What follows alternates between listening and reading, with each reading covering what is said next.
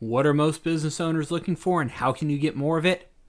Well, I'll tell you, I believe it's simplicity. As I talk to multiple successful business owners time and time again, I hear, Tim, I want simplicity in my financial life. And today, great news. I'm here to give you 3 tips on how you can create more simplicity. Step number 1, you got to delegate. Step number 2, you got to delegate to the right people. And step number 3, if you're not sure that you're delegating to the right people, you need to get a second opinion.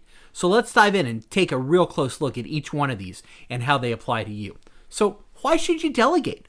Well, as a successful entrepreneur, your biggest challenge in building up your 20 million or more in personal financial assets is really that you're busy focusing your time and your energy on building your business.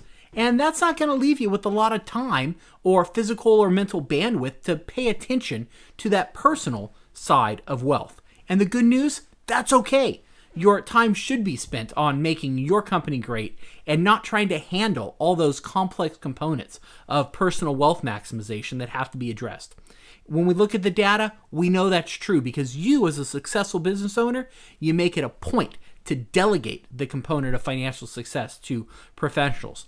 Like I said, the data shows that among successful entrepreneurs with at least $1 million in financial assets, 85% of you delegate and work with financial advisors to help them manage their wealth. You should focus on what you're good at and delegate wealth management. Well, I'll tell you, that should lead to a second question, and all of you should be asking, well, how do I know if I'm delegating to the right people? So tip number 2, you got to delegate to the right people. What do the right people look like? Well, unfortunately, there's a big problem.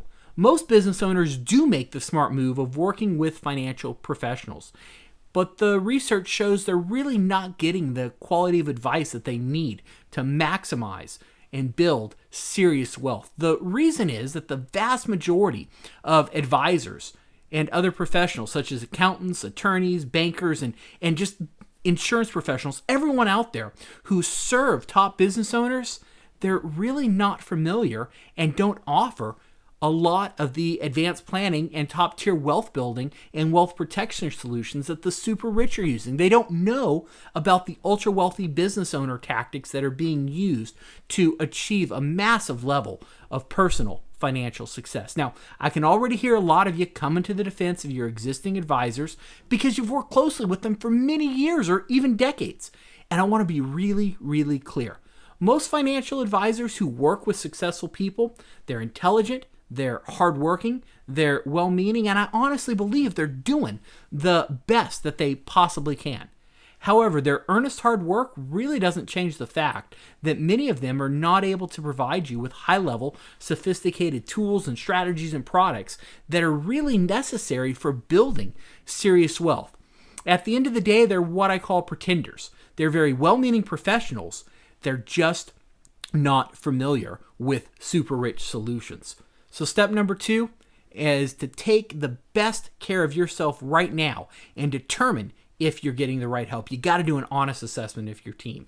If you're not getting the best help possible, if you're not delegating to the right professionals, then it's going to serve your best interest by working with those professionals who do have the capabilities and expertise to deliver wealth management solutions of super rich people and ultra wealthy business owners to you, which leads us to step number 3. If you're not quite sure that you've got the right team in place, if you don't know if you're getting the right advice, then you need to get a second opinion.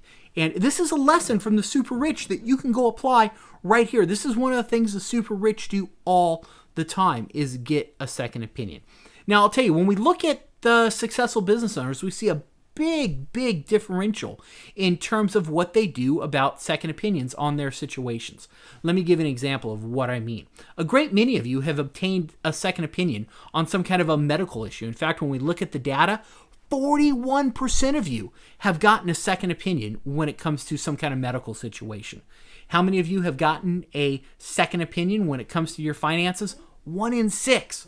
That's 11% of you have gotten a second opinion on your financial situations. And that just blows my mind because when you think about it, not every single one of us is going to have a medical issue. Not every one of us is going to need to go and find multiple medical professionals to give us a second opinion on our health. But every single one of us, every one of us, we have issues with wealth, and it makes sense to get a second opinion. And this is what we find when we look at the super rich, when we study family offices. And once again, family offices are just a private team of individuals that are usually employed by a very wealthy family to serve them and them alone. They've got the best of the best in terms of bankers and accountants and attorneys and insurance specialists and concierge medical professionals. So it's a team that serves a single family. When we look at the single family office and we look at their use of getting a second opinion, 93.5% have gotten a second opinion within the last 5 years. But us as business owners, 1 in 6 of us have. So huge missed opportunity to improve what we're doing. So step number 1, you got to delegate. Step number 2, you got to delegate to the right professionals. And step number 3, if you're not sure you're getting the right advice, you should get a second opinion.